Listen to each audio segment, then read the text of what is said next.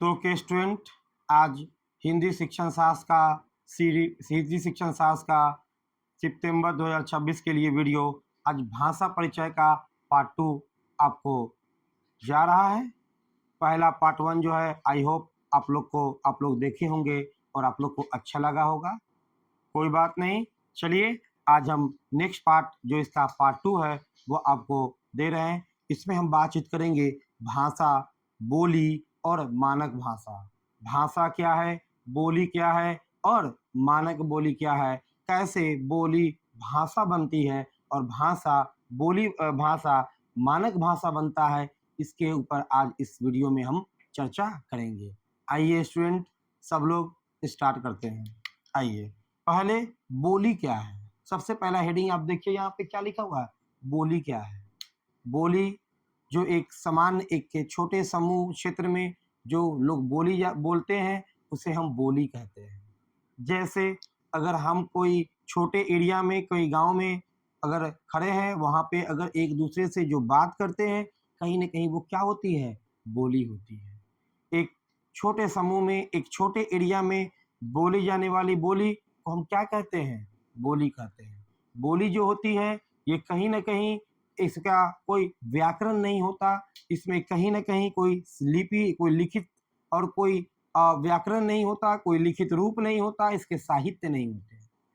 सिर्फ केवल ये आम चाल के जीवन में सिर्फ इससे अपने जीवनचर्या को बनाए रखने के लिए सिर्फ बोले जाते हैं, एक दूसरे से बातचीत की जाती है। उसे हम क्या कहते हैं, बोली कहते हैं।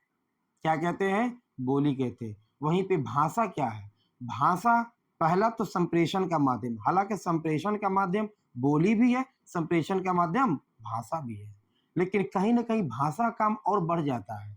जैसे भाषा कहीं ना कहीं हमें समाचार पत्र में, कहीं ना कहीं हमें प्रशासनिक जगहों पे, कहीं ना कहीं स्कूलों में, इन सब में भी भाषा का उपयोग होता है, वहाँ बोली का उपयोग नहीं होता। लेकिन हम अपने परिवार में, समाज में बोली का खास तौर से प्रयोग करते हैं। भाषा का तो करते ही हैं, लेकिन शुरुआती तौर पे हम बोली का करते हैं। तो आइए एक बार जो बोर्ड पे लिखा हुआ है बोली के बारे में उसको देखते हैं, फिर इधर आपके भाषा के बारे में उसको देखते हैं। आइए एक बार देखते हैं क्या लिखा हुआ है। बोली पहले स्तर पर भाषा का मूल रूप एक सीमित क्षेत्र में आपसी बोलचाल के रूप में प्रयुक्त होने वाली बोली का होता है, जिसे स्थानीय, आंचलिक अथवा क्षेत्रीय बोली, क्या है जी, क्षेत्रीय बोली कहा जाता है। क्या कहा जाता है, क्षेत्रीय बोली कहा जाता है। कहा आपसी बातचीत, नॉर्मल लोगों के साथ आपसी बातचीत को हम बोली कहते हैं। इसका शब्द भंडार बिल्कुल सीमित होता है, कोई नियमित व्याकरण नहीं होते, बिल्कुल इसके जो शब्द भंडार होंगे वह एकदम लिमिटेड होंगे, क्योंकि ये विस्तृत तो होता नहीं है, एक छोटे समूह में, एक छोटे से एरिया में, क्षेत्र में बोली जाती है। आगे, इसे शिक्षा, आधिकारिक कार्य व्यवहार अथवा साहित्य का माध्यम नहीं बनाया जा सकता। बिल्कुल इससे हम इसका इस्तेमाल न तो हम समाचार पत्र के लिए, न आधिकारिक जगहों के लिए, और न ही, अब देखिए यहाँ क्या लिखा हुआ है, और न ही माध्यम हम साहित्य का भी हम माध्यम इसे नहीं बनाते, मतलब पढ़ने लिखने में भी इसका इस्तेमाल हम नहीं करते। इसका मेनली इस्तेमाल लगभग सिर्फ बोलचाल के लिए, एक दूसरे से बातचीत करने के लिए करते हैं। किसी खास क्षेत्र में बोली जाने वाली भाषा का एक रूप है। कोई एक छोटा सा समूह है, कोई एक छोटा सा एरिया है, उस एरिया में बोले जाने वाले का एक छोटा सा समूह क्या कहलाता है, बोली कहलाता है। आगे, यह भाषा की सबसे छोटी इकाई है। बोली का कोई लिपि या साहित्य नहीं होता। हमने पहले भी, अभी थोड़ी देर पहले हमने बताया कि इसका कोई साहित्य नहीं होता, लेकिन भाषा की जो सबसे छोटी इकाई है उसे हम बोली कहते हैं, इससे पहले नहीं है। क्या जी, बोली भाषा की सबसे छोटी इकाई है। आगे एक लाइन और है, एक विशिष्ट समुदाय, छोटे समूह के द्वारा बोली जाने वाली भाषा को बोली कहते हैं। मतलब एक विशिष्ट समुदाय जो छोटे समूह में बोले जाने वाली वहां भाषा को हम क्या कहते हैं, बोली कहते हैं। क्या कहते हैं जी, बोली कहते हैं। आगे आइए, भाषा, भाषा क्या है जी, भाषा बोली का विस्तृत रूप है। ऐसा नहीं है कि डायरेक्ट कुछ भाषा बनता है, नहीं, सबसे पहले वो बोली होता है और बोली का ही विस्तृत रूप भाषा होता है। ठीक है, आइए देखते हैं। वही बोली कुछ विशेष भौगोलिक, सामाजिक, सांस्कृतिक, राजनीतिक व प्रशासनिक कारणों से अपना क्षेत्र विस्तार कर लेती है, उसे क्या कहते हैं, बोली भाषा कहते हैं। जहाँ पे बोली एक छोटे एरिया में बोला जा रहा था, अब एक विशाल एरिया पकड़ लिया, बहुत बड़े एरिया में अब बोले जाने लगा। उसके बाद जब ये एरिया जब बड़े पकड़ लिया, उसमें शिक्षा में, समाचार पत्र में बहुत छोटे-छोटे साहित्य बनने लगे, इसका व्याकरण निकलने लगा, तो कहीं न कहीं जो बोली था, वो बोली न रह के वो क्या बन गया? भाषा। यही बात यहाँ लिखा हुआ है कि वह बोली कुछ विशेष भौगोलिक, सामाजिक, सांस्कृतिक, राजनीतिक व प्रशासनिक कारणों से अपना क्षेत्र विस्तार कर लेती है। अपना क्षेत्र विस्तार कर लेती है। उसे क्या कहते हैं? भाषा कहते हैं। इसका लिखित रूप विकसित होने लगता है और इसी कारण से यह व्याकरणिक ढांचे में ढलने लगती है। बिल्कुल, ये इसके लिखित रूप कहीं न कहीं इसकी लिपियाँ आने लगती है, लोग लिखना प्रारंभ कर देते हैं, तो कहीं न कहीं बोली बोली न रहकर अब वो भाषा बन गई है। उसका पत्राचार, शिक्षा, व्यापार, प्रशासन आदि में प्रयोग होने वाली लगता है, तब वह बोली बोली न रहकर भाषा की संज्ञा प्राप्त कर लेती है। मतलब जब इसका इस्तेमाल बड़े एरिया में, बड़े लेवल से जब होने लगता है, स्कूल, कॉलेज प्रशासनिक जगहों पे जब इसका इस्तेमाल शिक्षा के क्षेत्र में होने लगता है, तब ये बोली बोली न रह करके ये संज्ञा से ये भाषा की संज्ञा प्राप्त कर लेती है। तो चलिए आगे जो है हम इसके आगे आगे लेके चलेंगे। मानक भाषा क्या है? मानक भाषा कैसे एक भाषा, एक बोली, एक भाषा बनता है वो तो आप जान गए, लेकिन कैसे एक बोली भाषा बनता है और ठीक फिर एक भाषा एक मानक भाषा बनता है, इसके ऊपर चर्चा करेंगे। मानक भाषा क्या है?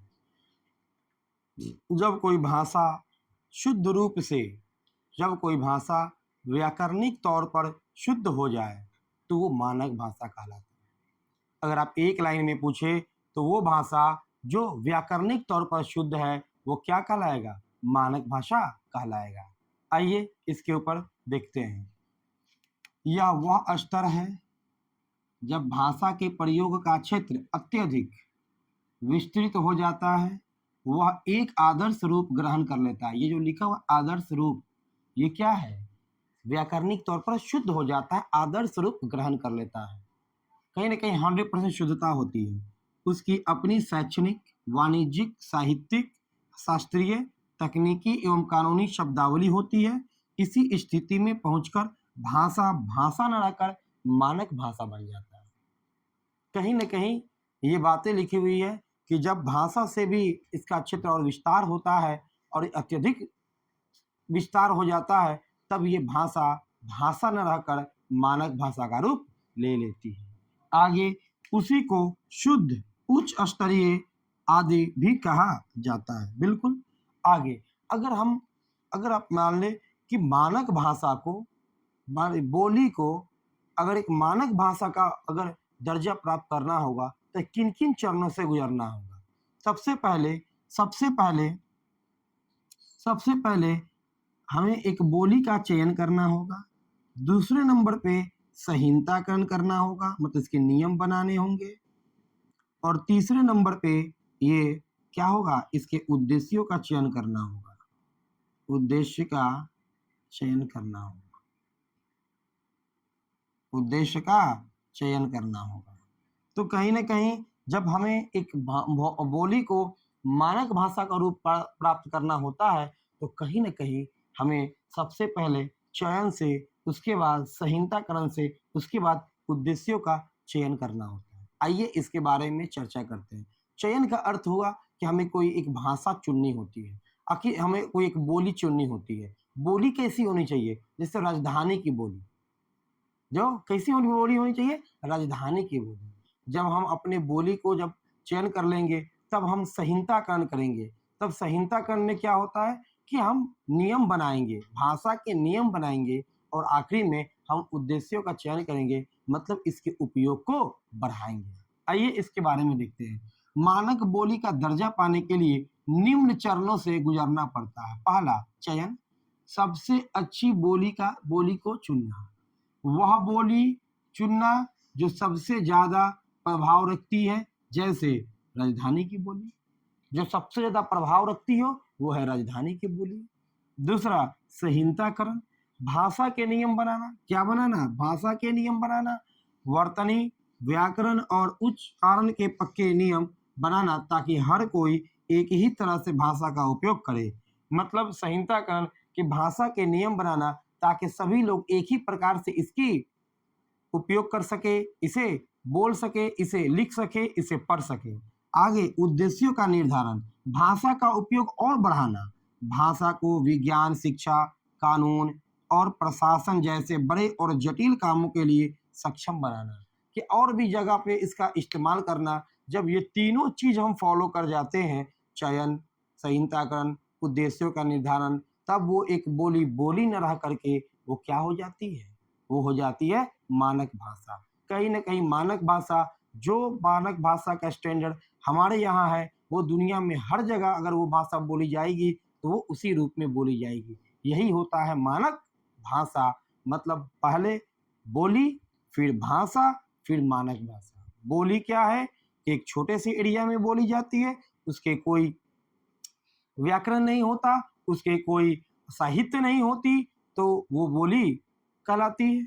वही बोली जब थोड़ा स्टैंडर्ड रूप पकड़ती है, थोड़ा बड़ा होती है, कुछ समय बीतता है, जब उसे शिक्षा में, समाचार पत्र में, जब उसे प्रशासनिक जगहों पे इस्तेमाल करते हैं, तब वो बोली बोली न रह करके वो भाषा बन जाती है। अगर वही भाषा जब पूरे शुद्ध तरीके से व्याकरणिक तौर पर शुद्ध हो जाती है, तब वो भाषा भाषा न रह करके मानक भाषा बन जाती है। तो स्टूडेंट, चलिए आज यहीं तक कक्षा को रखते हैं। अगर ये वीडियो अच्छा लगा हो तो इस वीडियो को लाइक करें, सब्सक्राइब करें और आगे दोस्तों तक इसे पहुंचाएं ताकि इसका थोड़ा विस्तार हो सके। Okay student, goodbye, take care, have a nice day.